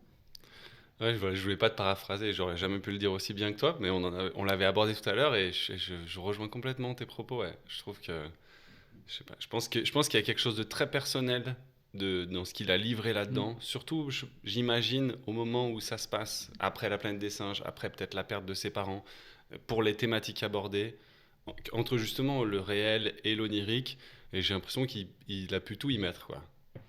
Je pense. Alors, quelles ont été les contraintes financières, comme on a dit au début, ou scénaristiques, ou de studio, justement, qu'est-ce qui lui a été imposé? J'ai l'impression, et pour l'avoir lu un petit peu en interview, qu'il s'est senti vraiment libre, très libre de réaliser J'ai ce film. l'impression aussi, hein, ça se Et ressent. que quoi. même dans l'exercice de réalisme, ce qui lui est moins familier, on va dire, même dans ces scènes au chevet du père ou à l'hôpital, elles ont été filmées apparemment dans un premier temps. Et il s'est découvert beaucoup plus d'intérêt pour ces scènes-là que ce qu'il pensait. Et une fois que toute la charge émotionnelle de ces scènes était en boîte, ils ont pu filmer toute la partie fantastique avec Ewan McGregor derrière. Et là, il a pu se lâcher, après avoir déjà lâché quelque chose d'émotionnel, derrière se lâcher dans son cinéma. Et en faire d'ailleurs beaucoup plus de comédie que ce qui était, semble-t-il, imaginé scénaristiquement. Et c'est vrai que c'est très drôle en fait. Il y a beaucoup d'humour dans toutes ces histoires qu'il raconte. Ouais, carrément. Et Et ouais. t'as raison, il sort de sa zone de confort même en tant que réalisateur, parce qu'effectivement, toutes les scènes dans le réel sont très... sont pas de la manière dont il filme habituellement, ouais, clairement. Ouais, ça fait presque cohabiter deux films en un, voire même plusieurs, parce que dans chaque conte qu'il raconte, il y a une histoire, comme on disait au début. Mais ouais, je pense qu'il est très... Enfin, lui, j'aimerais bien lui poser la question. Ouais. Où est-ce que vous situez Big Fish dans votre univers cinématographique et dans votre filmographie? Ouais, carrément. Dans tous les cas, je pense que c'est un film important dans sa filmographie. Ouais. Moi, je pense qu'il fait partie de sa filmographie, mais comme un vrai film, comme les autres d'avant, en fait. C'est un film purement burtonien. Mais on ne le voit pas forcément tout de suite, de premier abord. Je le vois comme ça, moi, du coup. Maintenant. Avant, je le voyais comme le film le plus onirique de Burton, en fait. Comme le film le plus poétique. Pas dans le fantastique, pas dans... où il sortait justement de cet aspect gothique. Mais en fait, non. Maintenant, c'est toujours le cas, je pense. Ouais, c'est toujours le... Ouais. Et votre film préféré de Burton, du coup ? Peut-être toi, Big Fish ? Ouais, clairement. 100%, ouais. 100%. Je les ai pas tous vus, hein. Encore une fois. Je disais Dumbo, j'ai pas vu par exemple. Non, ouais, les derniers. J'ai pas vu le 2. Il y en a quelques-uns que j'ai pas vu. Mais ouais, celui-là, pour tout ce qu'on a abordé et la façon dont il me parle. Ouais. Batman. Clairement, en fait, c'était une telle claque au cinéma. Mais je suis allé le voir au ciné, moi. C'est le premier film que j'ai vu au ciné. Ah ouais, c'est vrai. Ouais. Quel autre choix j'ai que de vous dire Batman C'est le premier film que tu as vu au ciné ? C'est le premier film que j'ai vu au ciné, Batman. Bam. Ah ouais. C'était une énorme claque. Déjà, il arrivait à faire un super-héros au cinéma et qui était sérieux et tout. J'ai 10 ans. Enfin, tu vois Batman à l'écran. C'était ouf. Qu'est-ce qui m'arrive ? La première fois que j'ai vu, j'avais peur. Hein. J'ai eu peur du pingouin pendant un moment. Ah non, mais ça, c'est le 2, ça, en plus. Ouais. Le premier, c'est avec le Joker. C'est Batman Returns. Catwoman et Pingouin, c'est le 2, Batman Returns. Le défi. Ah oui, le défi. Mais le premier de Tim Burton. C'est Nicholson, c'est... mais je les confonds. Avec les musiques de Prince et tout. Tu mélanges les deux, en fait. Là, dans mon... Ouais, parce que ça fait un moment que je les ai pas vus. Ouais, je les aurais mis dans un film, tu vois. Je pensais que le Joker et le Pingouin étaient dans le même film, mais non. Excellent. En fait, Nicholson dans le premier... Mais le deuxième est de Burton aussi. Oui, tout le à défi, fait. on est d'accord. Cela dit, tu peux enchaîner les deux films et faire comme si c'était un long film. Oui, je pense que ça marche. Je pense que ça marche. Mais oui, effectivement. Les deux m'ont fait peur. Alors que là, je vois Nicholson m'a fait peur à un moment. En même temps, je sais pas de quelle année il date ce film-là, mais j'étais pas bien grand. 89. 89, j'avais 10 ans. J'étais comme un dingue. Ah ouais, mais moi pareil au cinéma. T'es allé voir ça au cinéma à 10 ans ? C'était pas interdit à ton âge ? Mon père et mon oncle, je sais pas, ils avaient dû me cacher dans un truc. Ouais, non. Mais à l'époque, c'est vrai qu'on voyait. On s'en foutait. Ouais, non, on voyait. À l'époque, on fumait dans les salles à l'époque. Probablement d'ailleurs. C'était dire l'interdiction à un âge. Tu peux aller voir un Disney à l'époque, t'as des gens qui fumaient dans les salles. Même Bambi, ça fumait dedans. Julien, ton préféré de Burton ? Mars Attack. C'est le préféré de... On n'a pas du tout... Quel bijou celui-là. Mars Attack. Ouais, incroyable. Beaucoup d'absurde, des couleurs, et puis un panel d'acteurs qu'on va retrouver comme dans Big Fish, en fait. Nicholson qui a même 2 rôles. Ouais. Mais ils y sont tous. Tous ces acteurs précédents sont tous là. Il est là pour tout détruire, pour tout péter. C'est très drôle. Ouais. Et toi ? Du coup, je réfléchis. En fait, j'ai même pas la réponse à la question. Je vais dire Beetlejuice, je pense. Allez pour Beetlejuice.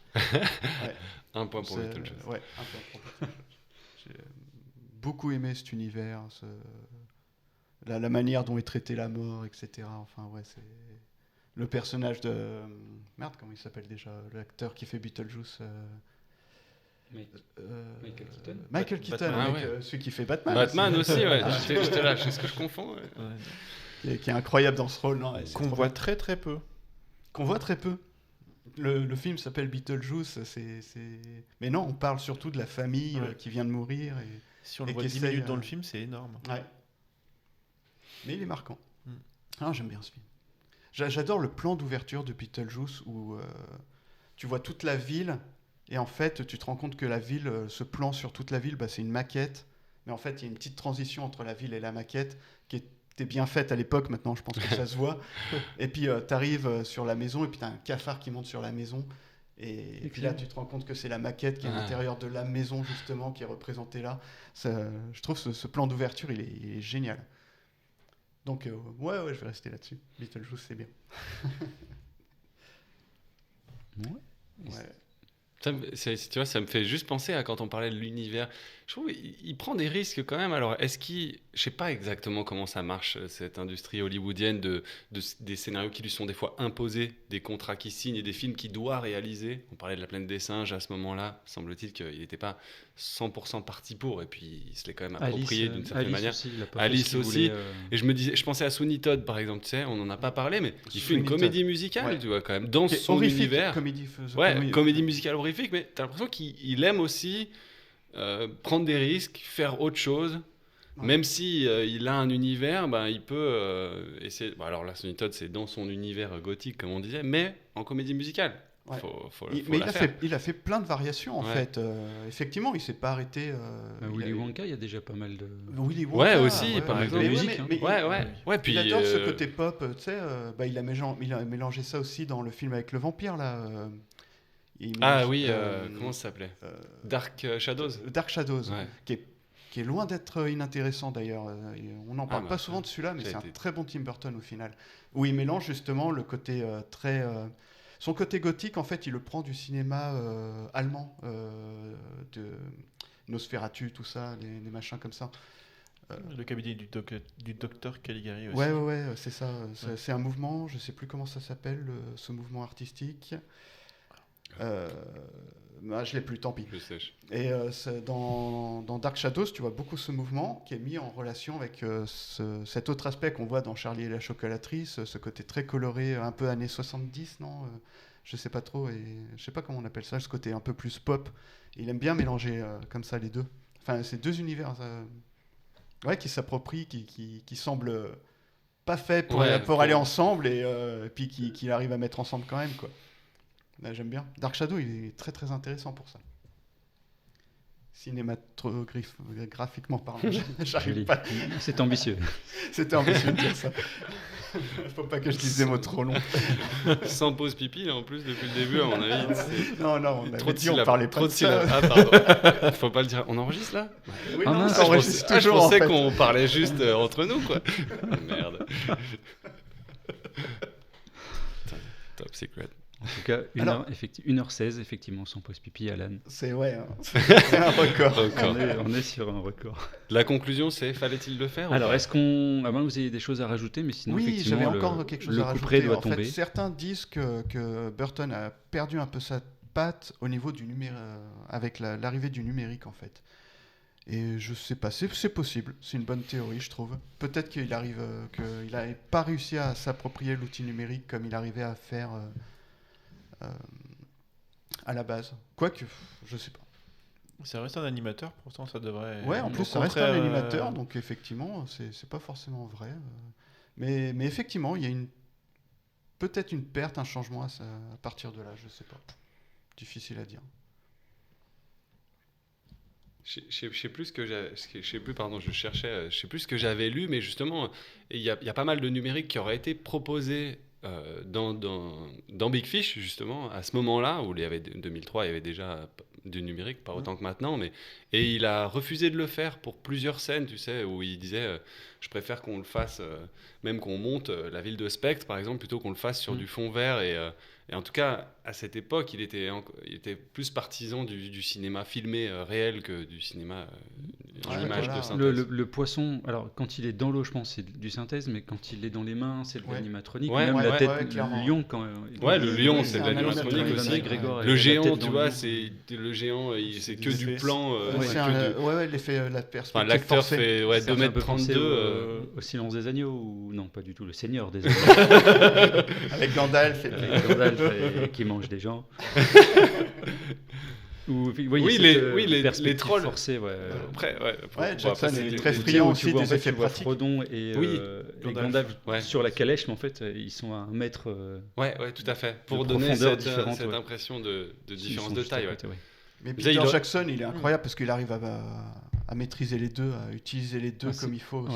Parce que c'est ouf. C'est pour ça que j'allais dire les trolls. Je sais que j'avais dans les scènes de making of, on voit que les cascadeurs qui jouaient les trolls avaient sur leur tête, tu sais, une sorte de je sais pas, un cerceau qui faisait qui montrait à quelle hauteur était la tête du troll parce jouée, que pour regarder en fait pour qu'ils arrivent à jouer par rapport à ce qui allait derrière être numérisé. Donc ça, plus proche de nous, les Avengers par exemple, Thanos. Hulk et Thanos, Thanos, ils sont. Oui, t'as Mark Ruffalo qui a effectivement une espèce une tête de Hulk, mais genre à un mètre au-dessus de sa tête. C'était le même et Josh Brolin, pareil, il a la tête de Thanos plus haut. Bon, finalement, c'est numérisé, mais il y a quand même cette tentative de le rendre cohérent, quoi. Oui, dans le jeu en tout cas. Dans le jeu. Ouais. Bah, c'est important pour garder de la crédibilité. Zut, je voulais dire un autre truc. Bah, tant pis. Tu parlais du numérique, est-ce qu'il aurait perdu son cinéma? C'était ça, pour Sega. Et je voulais enchaîner avec autre chose, mais non, je sais plus, tant pis. Moi, je suis un grand fan sur les plans du début du film qui commence par les enchaînements de plans où tu as beaucoup de transitions qui sont des transitions pas forcées, mais qui vont être assez fluides entre une porte et une porte, entre des éléments soit de l'histoire et des éléments du réel. Et il fait ça sur une bonne première moitié du film. Et après, par contre, il abandonne un peu l'idée. Et mais j'aime beaucoup ces plans d'enchaînement. Il y a aussi un autre truc que je voulais vous demander. Oui. Est-ce que vous avez remarqué que la première partie du film, jusqu'à la Corée en fait, à partir du moment où on voit la Corée, c'est Edward Bloom Senior qui raconte. Et avant ça, c'est Ewan McGregor qui raconte. Et ça n'avait pas tellement de sens, j'ai trouvé, en le regardant, que ce soit... la voix jeune ou la voix du vieux. Enfin, pour moi, c'est tout le temps Albert Finney qui doit raconter, en fait. Donc, senior. Parce que c'est à ce moment-là qu'il raconte à son fils. Mais c'est parfois Ewan McGregor et parfois Albert Finney qui raconte. En narrateur ? Ouais. Ah, mais ça c'est intéressant, ça. Et chronologiquement... J'ai pas trouvé la raison. Je suis d'accord. J'ai remarqué à un moment en le regardant que c'est Albert Finney qui raconte. Avant c'était Ewan McGregor, mais j'ai pas compris pourquoi. Justifie. J'ai pas compris s'il y avait. Après, il y a un truc à creuser là. Du coup, en fait, je l'ai regardé en VF. Pardon, quoi? J'ai pas compris. On arrête cette émission. Non, c'est un défenseur de la VO. Je jure, je coupe ton micro. Et pourtant, c'est la première fois que je le voyais en VO, tu vois, peut-être pas la première, mais en tout cas, là, je l'ai revu en VO et je pense que je pourrais plus le regarder en VF, même avec autant. Maintenant, j'y arrive plus la VF, mais ça, c'est un autre sujet. Je crois que vous en avez déjà parlé. On a déjà beaucoup parlé. Et on va encore en reparler. C'est pas fini. À chaque émission. Exactement. Il y a un point Avenger et un point VO dans chaque... je me rends compte. Oui, alors j'ai pas compris pourquoi... j'ai pas compris ce qui justifiait ce changement de narrateur, en fait. Probablement en rapport à la temporalité, comme on sait qu'il explique que de toute façon, ça va dans tous les sens. C'est sûrement un moment, l'histoire racontée par le père ou l'histoire racontée par le père jeune, ça doit... Je m'étais même dit, c'est un espèce de temps de présence au niveau de l'acteur, on sait que... C'est lui qui raconte. Tu penses que c'est administratif ? Oui. Okay. Non, mais en fait, je vois tellement pas je vois tellement pas la logique derrière ça, ce changement de narrateur. Ou alors des éléments qu'il a voulu rajouter après, et du coup, pas loin d'acteur. Il y a peut-être un truc à creuser. Là, je ne sais pas. Voilà. Est-ce qu'on pose la question ? Fallait-il faire Big Fish ? On n'est même pas obligé de la poser, c'est ton émission maintenant. C'est toi qui décides. Je trouve ça cool de conclure là-dessus. Après, ça peut être très succinct comme réponse. Moi, je dis oui, bien entendu. Et je dis oui pour tout ce dont on parle depuis 1h20 et pour toutes les thématiques que ça aborde. Ouais. Tout en ayant on parlait au tout début, quand je parlais de mon rapport au cinéma, je parlais de magie. J'aime bien cette magie qui cohabite avec des thèmes profonds. Et ça marche, quoi. Donc oui, il fallait le faire. Okay. Alan ? Oui, clairement, ouais. Big Fish, il est beaucoup trop intéressant pour ne pas le faire. Donc oui. Rick ? Moi, oui. Oui, clairement, moi, chaque histoire m'a emmené. Et ce qu'on prend pour... j'ai dit le mot arrogance tout à l'heure et je le maintiens, mais... encore une fois, il y a cette prophétie qui lui donne cette légitimité d'être... de se sentir intouchable, impuissant et de vivre sa vie, quoi, comme s'il savait qu'il y avait un lendemain.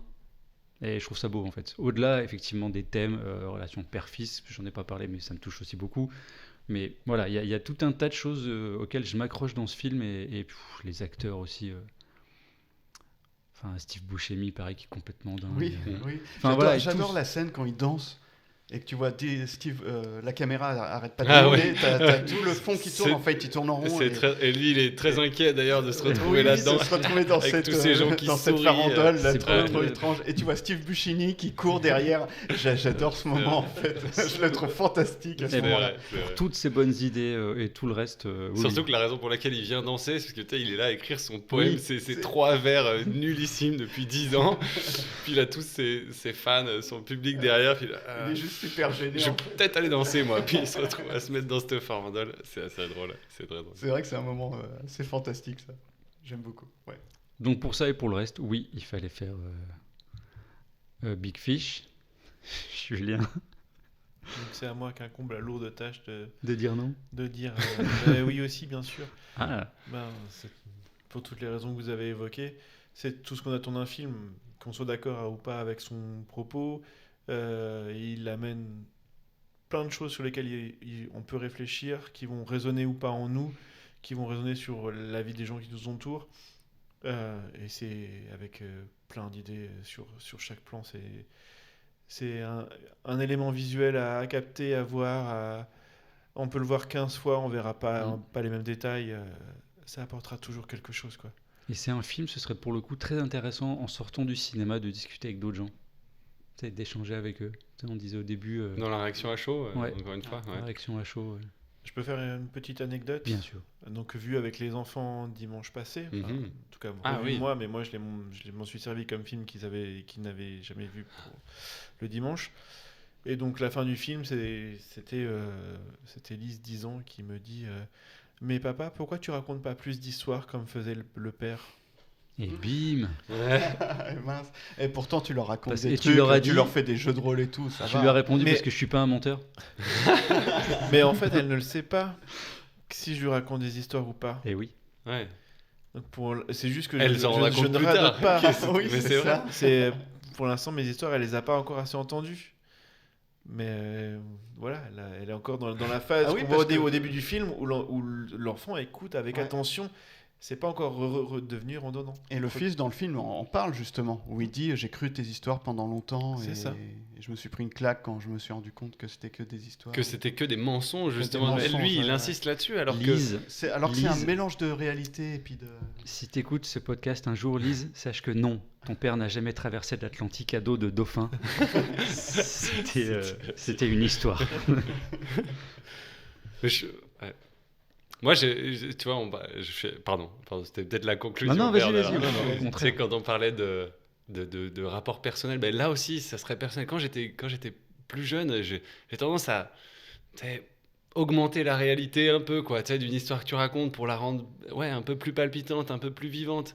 Et ça me fait penser que, tu vois, on parlait des histoires qu'on raconte à nos enfants. Pendant un moment, mon fils, l'idée c'était ça, on lui lisait des histoires, après on éteint la lumière et on raconte une histoire. Et ayant voyagé pendant un moment avec sa maman, je lui raconte des histoires de notre voyage. Et forcément, en sac à dos à l'autre bout du monde, tu as 2-3 anecdotes qui peuvent paraître irréelles. Et je me souviens, parce que c'était il n'y a pas si longtemps, Maud, sa maman, elle avait plus tendance à lui raconter des histoires qu'elle inventait. Et moi, je n'ai pas la même inventivité pour le faire. Et la même imagination, donc je lui racontais ces histoires vécues, mais qui peuvent paraître sur elle. Et souvent, sa réponse à ça, c'était « Mais papa, c'est vrai ou c'est pas vrai ?» Je disais « Si, c'est vrai ce que je te raconte, mais c'est vrai que c'est... » Et je me disais en lui racontant « Putain, c'est sûr que c'est incroyable quand même de raconter ça. » Je sais pas. Alors que moi, je passe mon temps à raconter de la merde à ma fille, mais elle sait que je lui raconte de la merde. Ça, oui, elle a 15 ans, donc autant le sait. Elle a très bien compris. Mais ça nous fait rire tous les deux.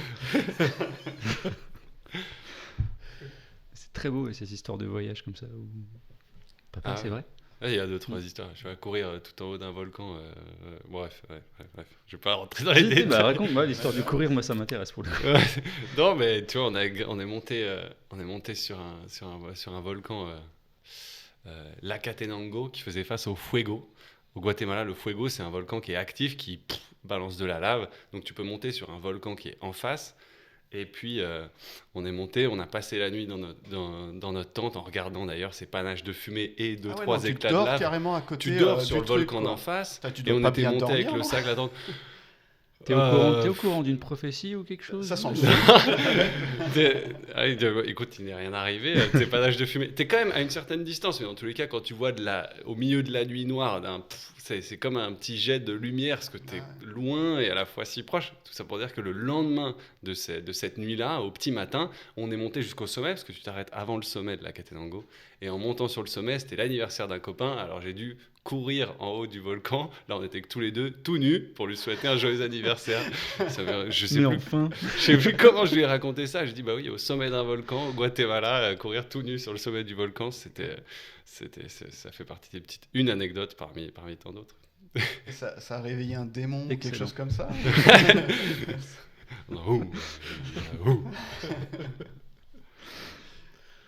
C'est une très belle conclusion, ça, pour le coup. Je m'arrêterai bien là-dessus. Allez, c'est tout ce qui pourrait suivre, ce serait un peu en dessous, je pense. Dis donc. Eh bien, merci à tous les trois. Merci Mathieu. Merci pour d'avoir accepté l'invitation. Merci et beaucoup. Ta belle voix grave, que je pense que tout le monde va apprécier dans ce podcast. Je suis un peu jaloux, j'ai failli faire bonjour.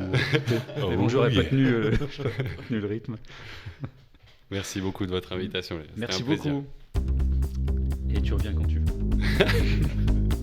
Salut. Merci de nous écouter, salut.